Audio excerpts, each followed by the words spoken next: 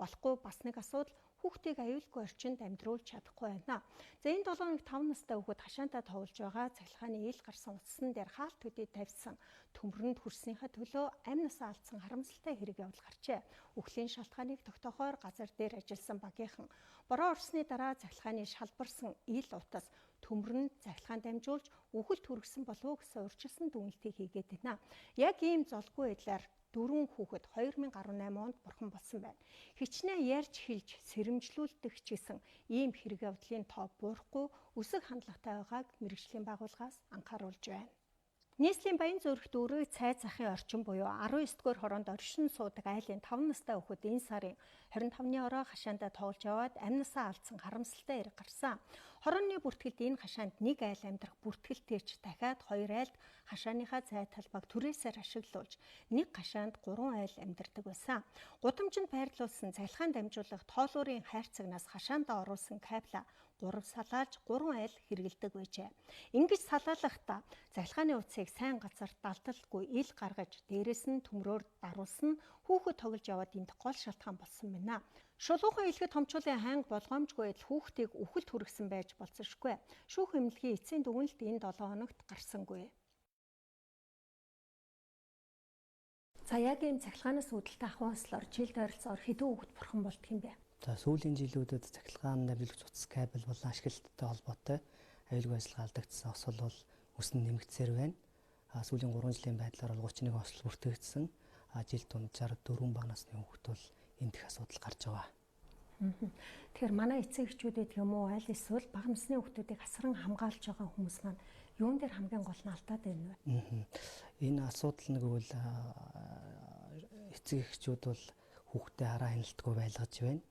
Мөн түүцлэн айл өрх аж ахуйн нэгж байгууллагууд маань өөр эзэмшлийн шугам шилжээнд ашиглаж байгаа дамжуулагч утас кабеля хэрэглээндээ тохируулахгүй сонгоо ашиглаж мөн түүнчлэн технологийн бус холболт хийх дамжуулагч утасны дундаас нь залгалт хийх гэх мэтлэн зөрчлүүд илэрч байгаа. Энэ улмаар одоо ословоор үүсэх үндсэн нөхцөлийг бүрдүүлээд байна. Хэрэг болсон газар дээр очихоор хөвчлэн бусдлуу буруу болох юм бол бороо ороод за ингээд холболт үүсээд ингэчлээ гэдэг асуудал яриад байдаг л да. Энэ асуудал маань бол ерөөсөө тухайн кабель шугамыг эзэмшигч аж ахуйн нэгж байгууллага иргэд маань эрчим хүчний тухай хуулиар хүлээс үүрэг байгаа. Тоолуурын хайр цагнаас гараад гэр хүрж байгаа цахилгаан дамжуулагч утас кабелийн аюулгүй байдлыг тухайн кабелийг эзэмшигч иргэн аж ахуйн нэгж бүрэн хариуцна. Ийм учраас тогтмол дамжуулагч ус кабелуудаа хяналт шалгалтыг хийж илэрсэн зөрчил дутагдлыг мэргэжлийн байгууллагаар арилгуулах шаардлагатай байгаа. Мэргэжлийн байгууллагаар арилгуулах ёстой гэдгээс одоо яг энэ гэр хороолол ялангуяа төвлөрлөлтөд Улаанбаатар хотод гэхэд хяналт тавиад болж ийн болохгүй юм гэдгийг хэлэх тэр байцаагч нь хэд байдаг юм бэ? За Улаанбаатар хотын хэмжээнд бол 156 мянга гаруй гэр хороолол буюу цахилгаан эрчим хүч хэрэглэж байгаа гэр хорооллын иргэд байгаа. Манай мэргэжлийн хяналтын байгууллагад бол цахилгаан эрчим хүчний хяналтын 4 улсын байцаагч байгаа. Энэ улсын байцаагчд маань бол одоо айл бүрийн хаалгыг төгшөөд хяналт шалгалт хийгээд явах боломжгүй. 150 мянган хэрэглэгчтэй 4 хүн гэсэн үг. Тийм, ер нь бол 4 байцаагч байна. Тэгэхээр чи одоо нэг хэрэглэгчд нэг байцаагчд ногд хачаал нэг байцаагч ногдох бол ер нь 40 мянга орчим л гэр хорооллын хэрэглэгч байна л гэсэн үг. Та эдгээр газар дээр очиод за энэ болохгүй байна өндөр хүчлээ ойролцоо буучжээ. Аль эсвэл танаа энэ одоо төв шугамаас авсан кабель чинь өөрөө яг стандарт технологи хангахгүй байна гэж шаардлага тавихаар эргээд ямар тайлбар хэлдэг вэ? За энэ манай улсын байцаагчд бол энэ шалгалт хийгээд зөрчлийг илрүүлээд холбогдох албан шаардлагыг өгдөг. Зарим иргэд бол сөргөөр хүлээж авдаг.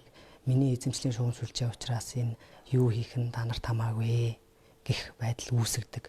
Мөн иргэд маань дур мэдэн шугамыг хашаалдаг. Тэрэн дээр ословоор гарах одоо нөхцөл бүртгэх нь биш үү?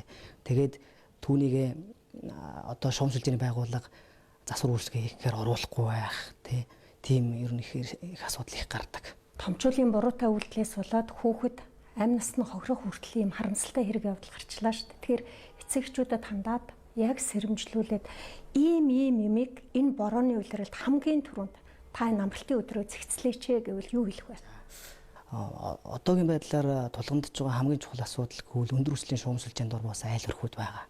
Энэ айл өрхүүд маань хамгийн их эрсдэлтэй байгаа. Хамгийн түрүүнд шугамсалжийн аюулгүй байдлыг хангах хамгаалтын зурвсыг чөлөөлөх шаардлагатай. Мөн олон жил ашиглагдж байгаа өөрийн хэрэгцээний цахилгаан хангамжийг одоо дамжуулагч утсаа шалгаж үзэх хэрэгтэй. Өөрөө шалгах боломж юу вэ гэж байгаа бол мэргэжлийн байгууллагад хандан шалгуулад ямар эрсдэлтэй вэ, юу зүйл суулахаар гэдгийг засвар өөрчлөлтөө хийлгүүлэх шаардлагатай.